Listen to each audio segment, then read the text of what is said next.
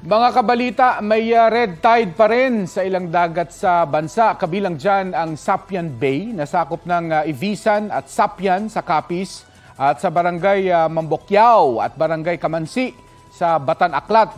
Pati ang coastal waters sa Panay, Pilar, President Roxas at Roxas City sa Capiz. May red tide din sa Gigantes Island sa Carles, Iloilo.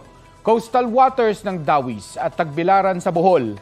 At ang Dumangkilas Bay sa Zamboanga del Sur. Nakalalason pong kainin ng mga shellfish at alamang na hinuli mula sa mga lugar na iyan. Kung isda at pusit naman, pwede naman. Sabi ng BIFAR, basta't ito ay sariwa at malinis ng mahuli. Balita ko, may tututukan kayo tuwing 11 a.m. sa GTV.